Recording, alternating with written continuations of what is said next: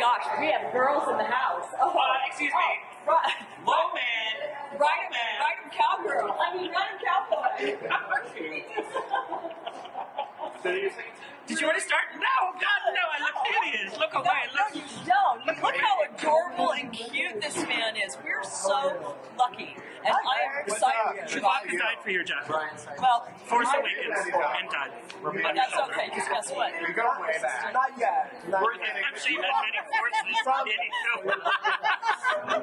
I did. We're really, really excited tonight because we have got the multi-talented Alexander Rodriguez. He is going to be sharing with you his form of spiritual ecstasy. My spirits are happening right now. That's right. You know what I think? I think that you're going to actually create a book. It's going to be called Alexander the Great. How about the Misty Alexander? Ooh, Little that's a tasty drink. Freaking mysterious. I love it. I used to drink those back in the. One thing I want you guys to know is that Alexander, as I said earlier, absolutely multi-talented actor, singer, dancer. No dancer. No dancer. Well, you will be tonight. Okay, well, he's going to dance for us tonight, I promise. I'm going to get him up onto those tables, and he's going to show you his spiritual ecstasy on that table. But not only that, the other thing is Alexander is the host of On the Rocks, a very popular show, television slash, well, we're going to call it internet TV radio on Universal Broadcasting Network, as well as he just debuted his one-man cabaret called I'll Drink to that.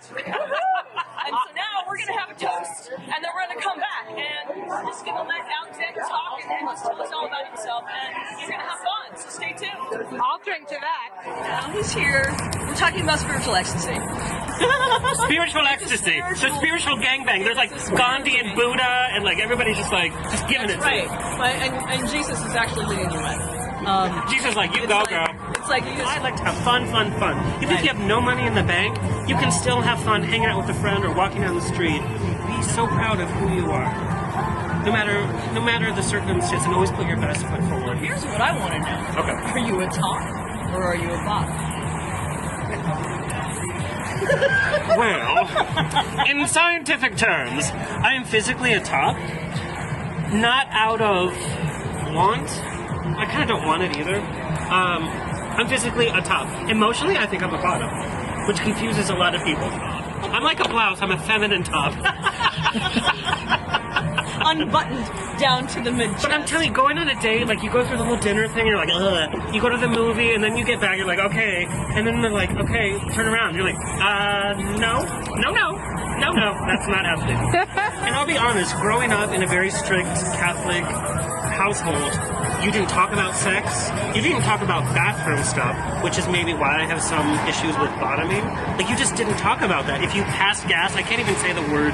We had to say bippies. We couldn't say fart or anything. So you know what I'm talking yes, about. Yes, I know exactly what you're talking about. Your room fully dressed. You didn't change in front of family. You didn't walk out undone. Like, you came ready to meet people. You didn't talk about burping. Like, it just, and talk about sex. No. And I was lead cantor at 3 different major churches in Orange County. And that was my life for 13 years, is I would sing at 5 services per weekend. And I'd be religion. And sex, but it was also the latent homosexuality. You didn't talk about that either. I had a very supportive mom, so supportive. But still, just like the lifestyle, I mean, having to be that involved with church on a daily basis, and it was a daily basis because I would sing at funerals and weddings and all that, you just felt this kind of guilt all the time. Even though my piano player in Orange County was my first boyfriend. He played really well for me. He was like,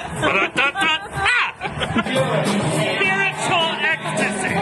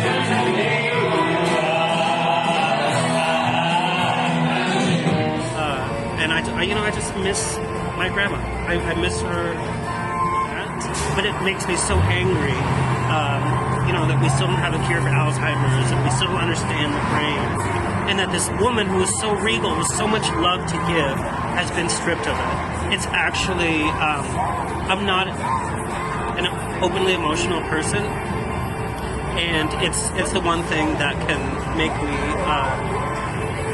very sad.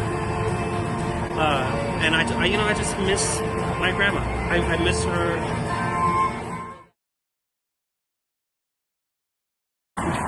Or who would it be? That's really an interesting question. You know what I would love to unwrap is a day from my past. Especially this last Christmas, my grandma, my mom, and I, it was the three of us. We were like the charmed ones, like the power of three, right? Raised by them. And my grandma suffered a series of strokes. And this Christmas, my mom and I set their Christmas day. It was just the two of us. We had nachos of all things. Didn't even do the turkey or whatever. Like, screw this. Let's eat nachos and watch bad TV, and that's what we did. And we were there at the table, and we kind of looked over, and there was this empty place. Even though we had just visited my grandma, because she's in a place now. And I was like, we just want one day from the past where we could just be young again, I guess. And I don't mean young in age, I mean young in terms of energy and responsibility and carefreeness, where you didn't have all this weight. You could just be.